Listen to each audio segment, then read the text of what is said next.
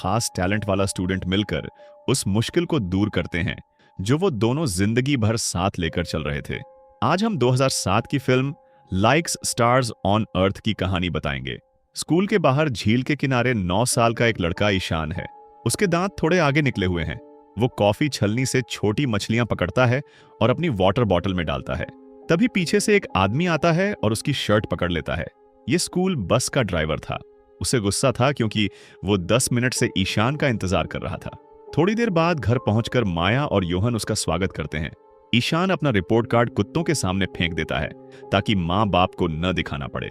कागज फट जाने की पक्की तसल्ली करके वो घर में घुसता है और फ्रिज के ऊपर रखे एक्वेरियम में मछलियां डालता है। नाश्ता करने के बाद वो अपने कमरे में जाता है और पजल जोड़ने लगता है।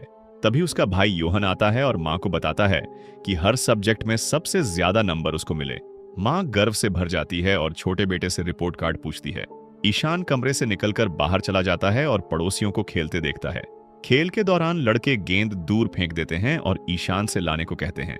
वो फौरन उठता है और गेंद के पीछे जाता है, लेकिन जब वापस फेंकता है तो गेंद दीवार के दूसरी तरफ गिर जाती है। तभी पड़ोसी रणबीर चिल्लाने लगता है और गेंद वापस लाने को कहता है। ईशान घबरा जाता है और कुछ बोल नहीं पाता।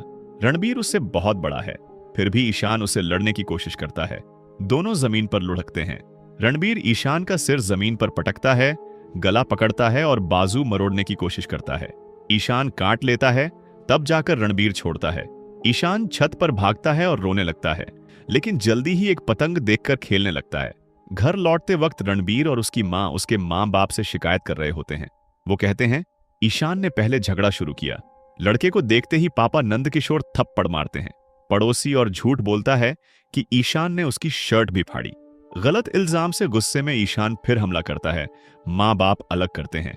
रणबीर और उसकी माँ चले जाते हैं तो नंदकिशोर कहते हैं ईशान रोज नई मुसीबत लाता है। स्कूल हो या पड़ोसी, हर रोज शिकायत।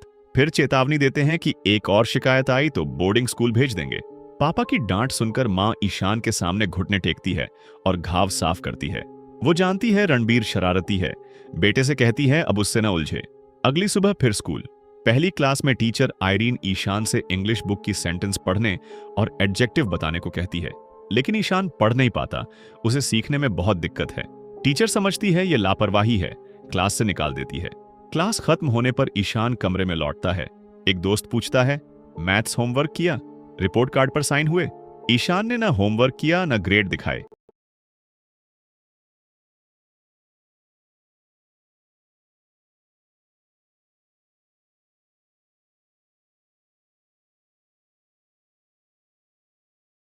डांट पड़ेगी सोचकर अपना सामान लेकर निकल पड़ता है।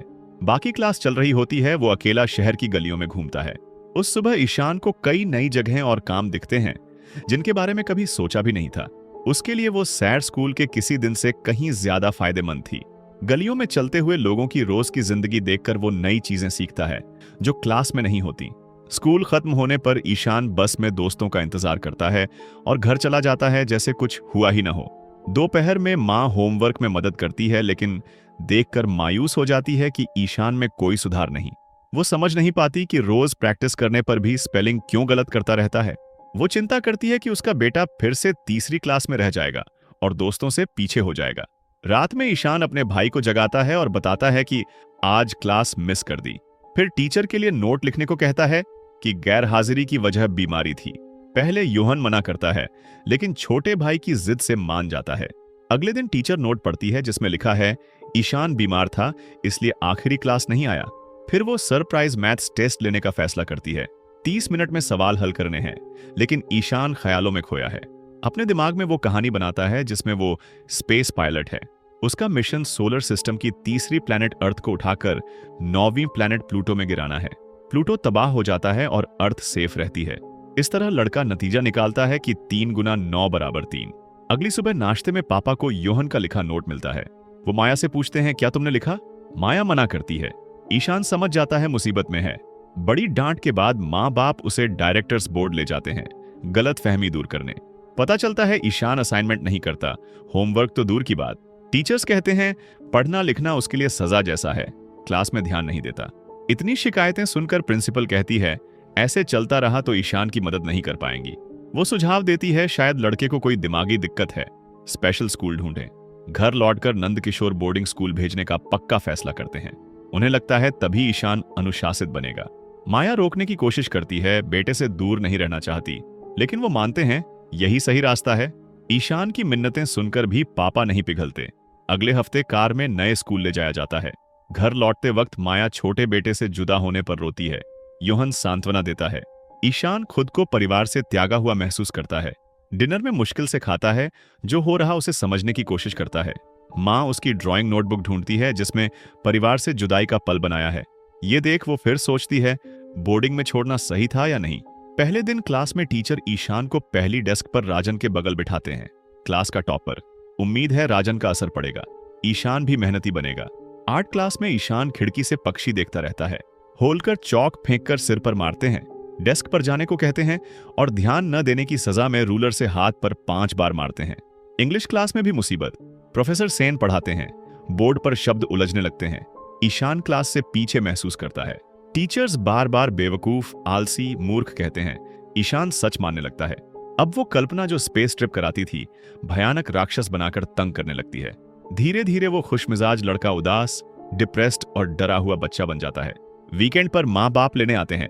ईशान सिर्फ रोता है और इधर उधर भागता है। घर पहुंचकर योहन 24 रंगों की पेंट सेट देता है। जानता है भाई को पेंटिंग पसंद है, लेकिन ये भी खुश नहीं कर पाता। रविवार शाम बोर्डिंग वापस ले जाते वक्त ईशान बहुत दुखी है। आंसू भी नहीं बचे, सारे जज्बात खत्म, सिर्फ खालीपन और बेपरवाही बची। अगली सुबह दोस्त राजन उसे छज्जे पर लटकते देखता है, डर जाता है।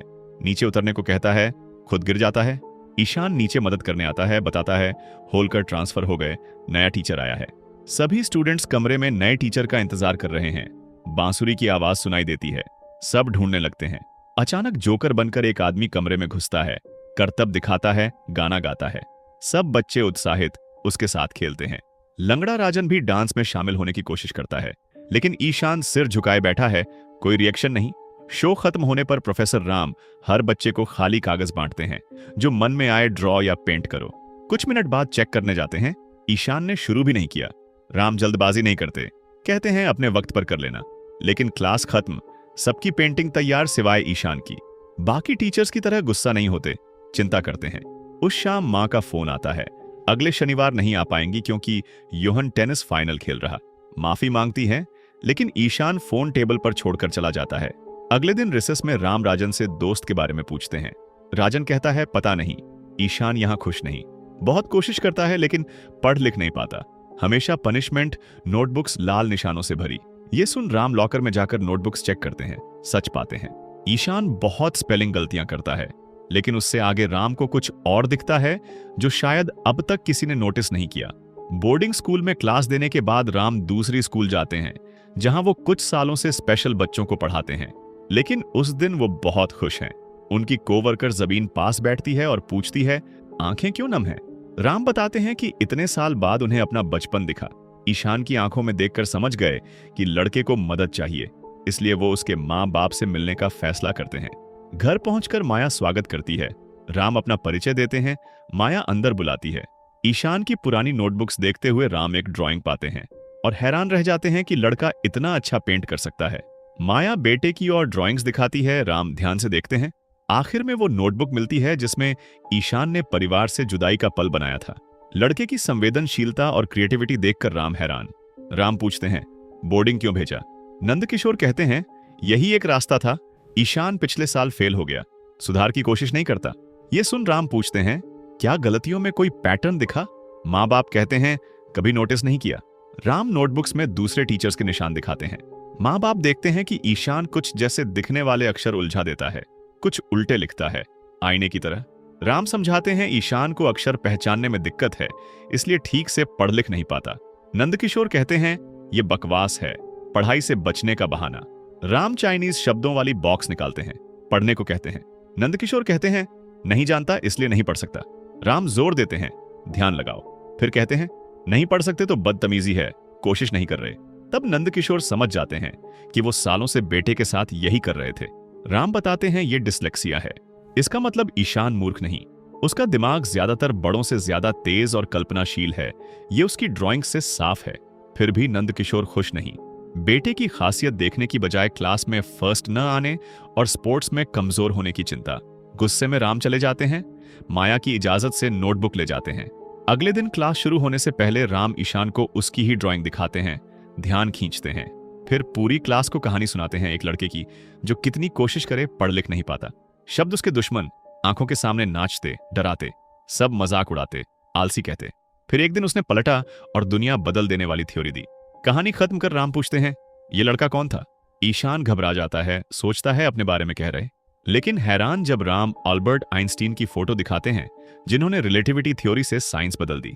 फिर एक पेंटिंग दिखाते हैं, सब कहते हैं हेलीकॉप्टर। राम बताते हैं ये लियोनार्डो दा विंची ने बनाई, पहला हवाई जहाज आने से 400 साल पहले। वो भी लिखने में बहुत दिक्कत थी। पेंटिंग में सेंटेंस के आखिर में लिखाई दिखाते हैं, कोई समझ नहीं पाता। फिर आईना लगाकर सही दिखाते हैं, बच्चे और उत्साहित। फिर ईशान से लाइट ऑन करने को कहते हैं, पूछते हैं बिजली से दुनिया रोशन करने वाला कौन?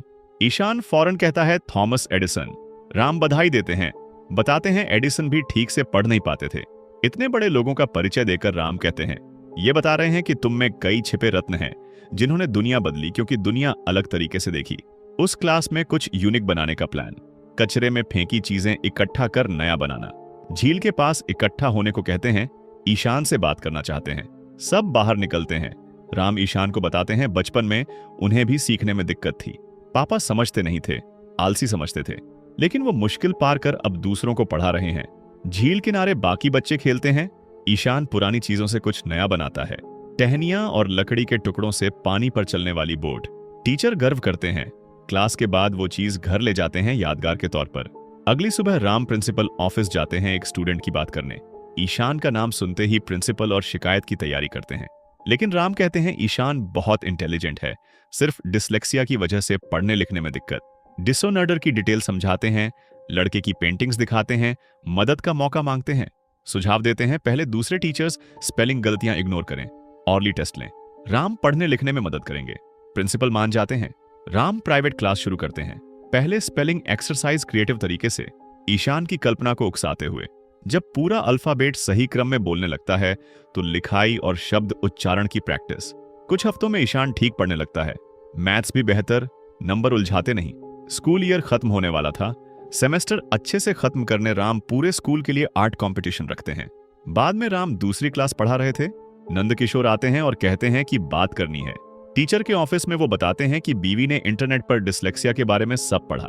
राम पूछते हैं, ये क्यों बता रहे हो? नंदकिशोर कहते हैं, प्रोफेसर को लगे ना कि हम छोटे बेटे की परवाह नहीं करते।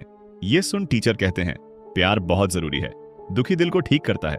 प्यार भरे इशारे और शब्द बच्चे को महसूस कराते हैं कि उसे चाहा जाता है। उनके मुताबिक बच्चे के लिए सबसे अहम ये कि उसे पता हो फेल होने पर भी माँ बाप साथ हैं, तभी वो सुरक्षित महसूस करेगा और खुद से प्यार करना सीखेगा। ये सुन नंदकिशोर बोल नहीं पाते, उठकर जाने लगते हैं। लेकिन जाने से पहले राम पूछते हैं, बीवी ने सोलोमन आइलैंड्स के बारे में भी पढ़ा? वहां जंगल का हिस्सा साफ करना हो तो पेड़ नहीं काटते। सब इकट्ठे होकर चिल्लाते हैं, गालियां देते हैं। कुछ दिनों में पेड़ खुद सूख कर मर जाते हैं। प्रोफेसर की बात से नंदकिशोर हैरान होकर निकलते हैं। बाहर निकलते बेटे से टकराते हैं, दूर से देखते हैं। ईशान आर्ट कंपटीशन का पोस्टर पढ़ रहा था। पापा खुश होते हैं, लेकिन गिल्ट में पास जाने की हिम्मत नहीं। अगली सुबह सूरज निकले से पहले ईशान उठता है, तैयार होता है। क्लासमेट्स सो रहे हैं, वो कमरे से निकलकर झील किनारे सूर्योदय देखने जाता है। कुछ घंटे बाद स्टूडेंट्स एम्फीथिएटर में इकट्ठे होते हैं कंपटीशन के लिए। प्रिंसिपल और उनकी बीवी भी आते हैं।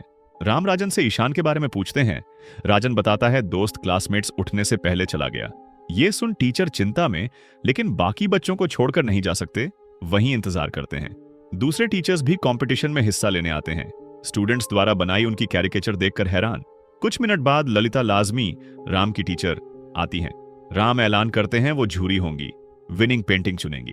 कंपटीशन शुरू, सब अपना बेस्ट करते हैं। घंटे गुजरते हैं। राम को ईशान की गैर मौजूदगी की चिंता बढ़ती है, लेकिन हैरानी की बात, ईशान वक्त पर पहुंचता है। टीचर खाली कागज देते हैं।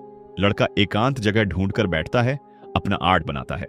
अब राम शांत अपनी पेंटिंग शुरू करते हैं। कुछ मिनट बाद ईशान प्रोफेसर को पेंटिंग दिखाता है।